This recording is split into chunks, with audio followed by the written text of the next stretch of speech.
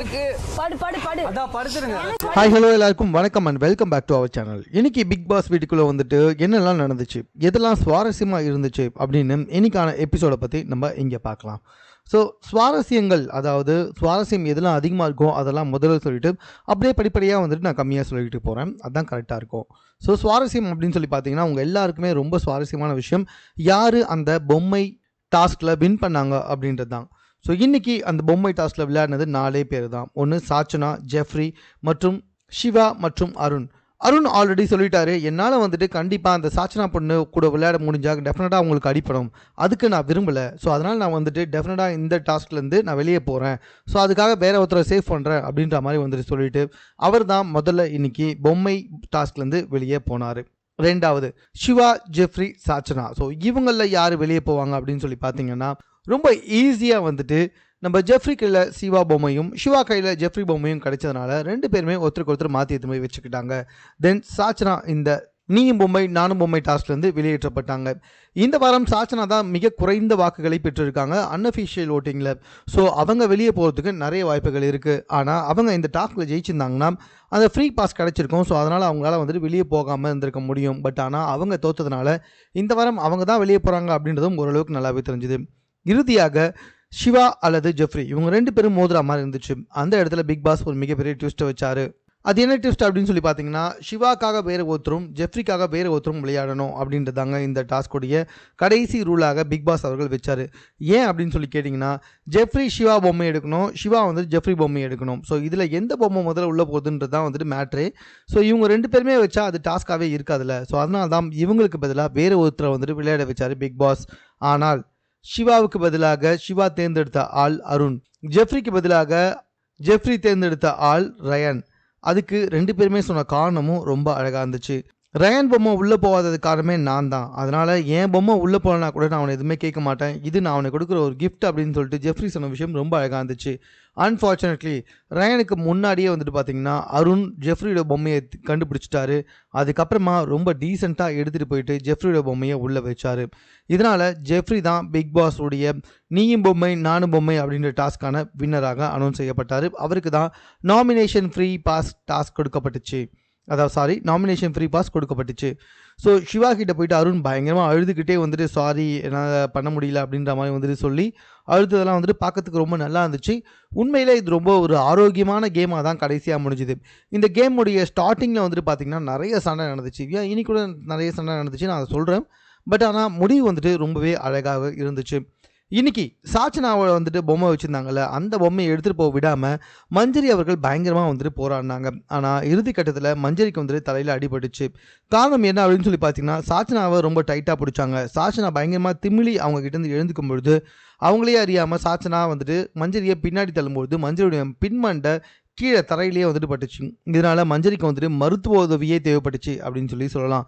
So இந்த நீயும் பொம்மை நானும் பொம்மை அப்படின்ற டாஸ்கில் ஜெஃப்ரி அவர்கள் தான் வின்னராக தேர்ந்தெடுக்கப்பட்டாங்க. இது ஓரளவுக்கு சுவாரஸ்யமாக இருந்துச்சு. இதை தொடர்ந்து அருண் மற்றும் முத்து இவங்க 2 பேருக்கும் நடந்த அந்த ஆரோக்கியமான ஒரு ஆர்குமெண்ட். நான் ஏன் இதை ஆரோக்கியமான ஆர்குமெண்ட் சொல்கிறேன் அப்படின்னு சொல்லி பார்த்தீங்கன்னா இந்த ஆர்குமெண்ட் 2 பேருமே மட்டும் சேர்ந்து நடந்துக்கிட்டாங்க. 2 பேருமே பின்னாடி பேசிக்கல. அவங்க 2 பேருமே மூஞ்சில் ஒருத்தருக்கு ஒருத்தர் பார்த்து பண்ணாங்க. ஆனால் இந்த ஆர்குமெண்ட்டில் வந்துட்டு எனக்கு நிறைய குழப்பங்கள் இருக்குது. காரணம் என்ன அப்படின்னு சொல்லி பார்த்தீங்கன்னா முத்து அவர்களை இத்தனை நாள் வரைக்கும் வந்துட்டு நம்ம நினச்சிருந்த பார்வை வேறு. ஆனால் அவருமே வந்துட்டு கேமுக்கு தேவைப்பட்டால் பர்சனல் அட்டாக்கும் பண்ணுவேன் அப்படின்ற மாதிரி தான் இன்றைக்கி நடந்துக்கிட்டாரு. பிகாஸ் உனக்கு பேச்சு திறமையை தவிர்த்துட்டு வேறு எதுவுமே கிடையாது, நீ வந்துட்டு அந்த பேசுகிறத தவிர்த்துட்டு உன்னால் எதுவுமே செய்ய முடியாது அப்படின்னு சொல்லும் பொழுது பேசுகிறவங்க தான் போன சீசனில் ஜெயிச்சாங்க அப்படின்னு சொல்லி அர்ச்சனா பற்றி பேசியிருந்தார் முத்து. ஸோ இதனால் வந்துட்டு பயங்கரமாக அஃபண்ட் ஆகிட்டார் அருண் அவர்கள். ஸோ இதைத்தான் நான் சொன்னேன், நீ பர்சனலில் வந்துட்டு பயங்கரமாக அட்டாக் பண்ணுற பார்த்தியா, இதைத்தான் நான் முன்னாடி சொன்னேன் அப்படின்ற மாதிரி சொல்ல நான் எக்ஸாம்பிள் தான் சொல்லும்போது முத்துவை பார்க்கறதுக்கு நமக்கே கொஞ்சம் காண்டாக தான் இருந்துச்சு. ஏன்னா முத்து வந்து நல்லா பேசுகிறாரு தவிர்த்துட்டு மற்றபடி எதை பண்ணுறாரு அப்படின்னு சொல்லி பார்த்தீங்கன்னா எனக்குமே தெரியல. ஒரு நல்ல மனுஷனாக முத்து எங்கேயுமே காட்சிக்கல. ஆனால் அவருடைய பேசுகிற திறமையை வச்சு நம்ம எல்லாரையுமே மேனிப்புலேட் பண்ணார் அப்படின்றது என்னவோ உண்மை தான். இந்த இடத்துல பார்த்தீங்கன்னா அருண் அவர்கள் ஓப்பனாகவே சொல்லிட்டாரு, உன்னால் பேசுகிற டேலண்ட்டை வச்சுக்கிட்டு இங்கே ஜெயிக்க முடியாது, மற்றபடி நீ உனக்கு ஒரு டேலண்ட்டுமே இல்லைன்னு சொல்லிட்டு பாபா அப்படின்ற மாதிரி அந்த பேசுகிற ஆக்ஷனை காமிச்சிட்டு போனார். அந்த இடத்துல முத்துவும் செமையாக காண்டானாங்க, அருணும் பயங்கரமாக காண்டானாங்க அப்படின்றது ரொம்ப நல்லாவே தெரிஞ்சுது. இந்த வாரம் ஒஸ்ட் பர்ஃபார்மர் யார் அப்படின்னு தேர்ந்தெடுக்கப்பட்டுச்சு. அந்த ஒஸ்ட் பர்ஃபார்மர் வேறு யாருமே இல்லை, ராணவ் தான். ஆமாங்க, ராணவ் ஆப்வியஸாக வந்துட்டு ஒஸ்ட் பர்ஃபார்மர் தான். போன வாரம் டாஸ்கில் கூட பார்த்தீங்கன்னா மன்னராக இருந்து ஒன்றுமே பேசலை, எதுவுமே பண்ணவே இல்லை. அதே மாதிரி தான் இந்த வாரமும் பவித்ராக்காக விட்டு கொடுத்தாரோ இல்லை எதுக்காக விட்டு கொடுத்தாரோ அதை பற்றி எனக்கு தெரியாது. ஆனால் அவருடைய பொம்மை உள்ளே போனதுக்கப்புறமா அவர் எதுவுமே பண்ணலை. அதுக்கப்புறமா சில பேர் இன்ஃப்ளூயன்ஸ் பண்ணி ரெஃப்ரியை வந்துட்டு பயங்கரமாக பிடிச்சாரு, ராயன் பொம்மை வந்துட்டு உள்ளே போகக்கூடாது அப்படின்னு சொல்லிட்டு. அதுலேயுமே வந்துட்டு அவர் பிட்டுக்குள்ளே போகாத அப்படின்ற ரூல்ஸையும் மீறினார், பொம்மையை பிடிக்கக்கூடாது அப்படின்ற ரூல்ஸையுமே மீறி இருந்தார். அது மட்டும் இல்லாமல் இதை கேட்க வந்த ஜாக்லின் மற்றும் சௌந்தர்யா கிட்டையுமே ரொம்ப தவறாக பேசியிருந்தார்.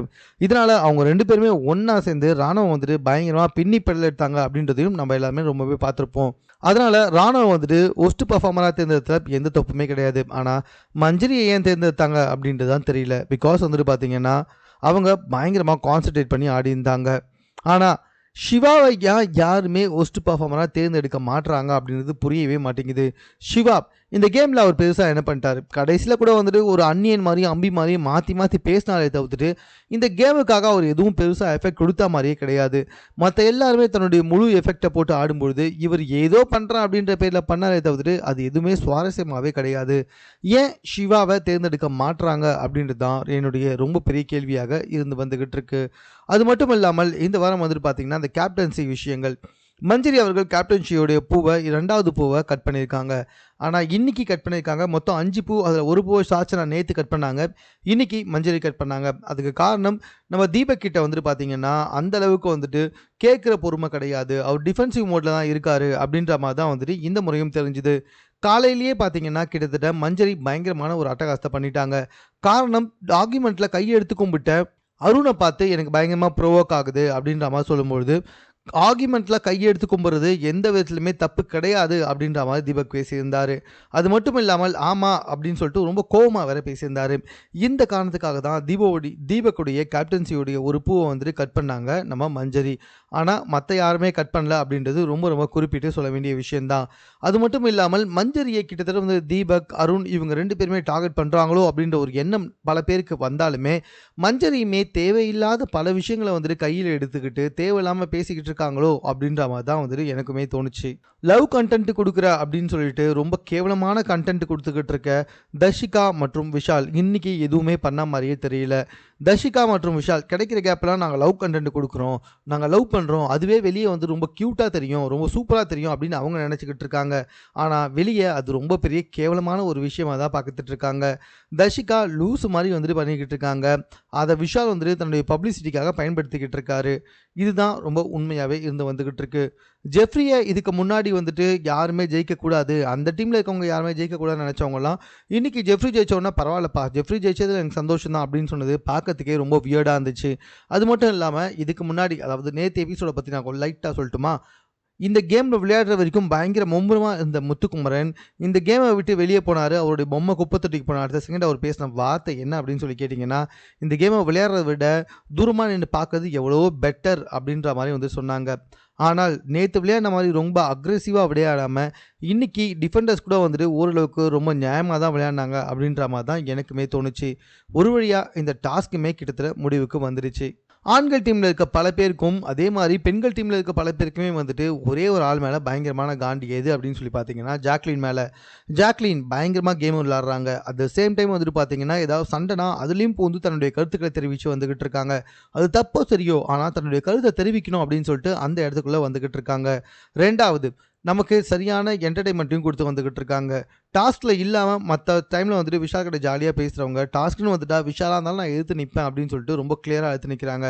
ஆனால் விஷால் வந்துட்டு பார்த்தீங்கன்னா டாஸ்கில் ஒரு மாதிரியும் நார்மல் டைமில் ஒரு மாதிரியும் வந்துட்டு ஜாக்லின் கிட்டே பேசிகிட்டு இருக்காங்க. அண்ட் தென் வந்துட்டு பார்த்தீங்கன்னா விஷால் அவர்கள் நார்மலாக வந்துட்டு ஒருத்தர் மூஞ்சி முன்னாடி பேசும்பொழுது வேறு மாதிரியும் மூஞ்சி பின்னாடி அவங்கள பற்றியே தப்பு தப்பாகவும் தான் பேசிக்கிட்டு இருக்காரு. இது தர்ஷிகாவுக்குமே பொருந்தும் அப்படின்னு தான் வந்துட்டு சொல்லணும். ஸோ இப்படி பிக் பாஸ் வீட்டுகளில் பல விஷயங்கள் வந்து நடந்துக்கிட்டு இருக்கு. எப்போ பார்த்தாலும் சாச்சனா மற்றும் முத்துக்குமரன் இவங்க 2 பேரும் பேருமே ஒன்றா இருந்து பேசினாலே டெஃபினட்டாக பார்த்தீங்கன்னா சௌந்தர்யாவை பற்றியோ இல்லைனா ஜாக்லினை பற்றியோ தான் பேசிக்கிட்டு இருக்காங்க. ஆனால் இந்த சமயம் வந்துட்டு பார்த்தீங்கன்னா நம்ம சாச்சனா ரயன் மேலே செம காண்டா இருக்காங்க. காரணம் ரயன் வந்துட்டு சாச்சனா டோக்கணும்னு நினச்சாரு, அதனாலேயே பயங்கர காண்டா பேசிகிட்டு இருக்காங்க. இந்த வாரம் முழுக்க இந்த டாஸ்கில் பயங்கரமாக ஒத்துழைப்பை கொடுத்ததும் பயங்கரமாக சுவாரஸ்யம் ஏற்றுறதும் ரயன் தான். ஆனால் அவங்க ஒஸ்ட் பர்ஃபார்மர் அப்படின்னு சொன்னதே ரயனை தான் வந்து சொன்னாங்க அப்படின்னு இந்த இடத்துல ரொம்ப குறிப்பிட்டே பேசணும். அது மட்டும் இல்லாமல் இன்றைக்கி பொறுத்த வரைக்கும் பார்த்திங்கன்னா நிறைய சுவாரஸ்யமான விஷயங்கள் நடந்துச்சு அப்படின்னு சொல்லி கேட்டிங்கன்னா கிடையாதுன்னு தான் சொல்லணும். டாஸ்கில் ரொம்ப சுவாரஸ்யமாக இருந்துச்சு, மற்றபடி ஒருத்தருக்கு ஒருத்தர் பின்னாடி வந்துட்டு பேசுறது தான் அதிகமாகவே இருந்துச்சு. அது மட்டும் இல்லாமல் கேப்டனுடைய டாஸ்க், கேப்டன்சியுடைய எப்படி செயல்பாடுகள் இருந்துச்சு அப்படின்றத பேசும்பொழுதும் வந்துட்டு நிறைய எதிர்மறையான கருத்துக்கள் தான் வந்துச்சு. தீபக்குக்கு ஆண்கள் அணியிலேருந்து சில பேர் வந்துட்டு வாழ்த்துக்கள் தெரிவித்தாலுமே பெண்களிலிருந்து பல பேர் தீபக்கு எதிர்ப்பு தான் தெரிவித்தாங்க. ஃப்ரிட்ஜை தரக்கூடாது, எதை கேட்டாலும் ஏற்று தான் செய்யணும் அப்படின்றதெல்லாம் வந்துட்டு சரியே கிடையாது அப்படின்ற மாதிரி சொன்னாங்க. அட் த சேம் டைம் தீபக்கும் பார்த்தீங்கன்னா கிட்டத்தட்ட வந்துட்டு என்ன சொன்னார், தனக்காக இந்த கேப்டன்சி டாஸ்கில் நிறைய பேர் வந்துட்டு வாலண்டரியாகவே நிறைய விஷயங்கள் பண்ணாங்க, அதெல்லாம் பார்க்க நல்லா இருந்துச்சுன்னு சொல்லும்போது உண்மையிலே நல்லா இருந்துச்சு. Deepak at the end of அவருடைய கேப்டன்சியை முடிச்ச விஷயமே ரொம்பவே நல்லா இருந்துச்சு. நான் எதுவும் ஆர்டர் போடாமையே நான் சொன்ன விஷயத்துக்காக ரொம்பவே வந்துட்டு மெனக்கெட்டு ஒர்க் பண்ணாங்க அப்படின்னு சொல்லிட்டு சௌந்தர்யாவுக்கு அவர் கிரெடிட் கொடுத்ததெல்லாம் பார்க்கறதுக்கு ரொம்ப நல்லா இருந்துச்சு. ஸோ இதெல்லாம் தான் இன்னைக்கான எபிசோடில் நடைபெற்றுச்சு. மற்றபடி ஒன்றும் பெருசாலாம் சொல்கிற மாதிரி கிடையாது. நாளைக்கு நம்ம விஜய் சேதுபதி அவர்கள் வந்துட்டு என்ன பண்ண போகிறாரு அப்படின்றத வெயிட் பண்ணி பார்க்கலாம். மேலும் இது போன்ற செய்திகளை உடனுக்குடன் தெரிந்து கொள்வதற்கு நம்ம சென்னை சேனலை சப்ஸ்கிரைப் பண்ணுங்கள். இது குறித்த உங்களுடைய கருத்துக்கள் எதுவாக இருந்தாலும் கமெண்ட்டில் நீங்கள் பதிவு செய்யலாம்.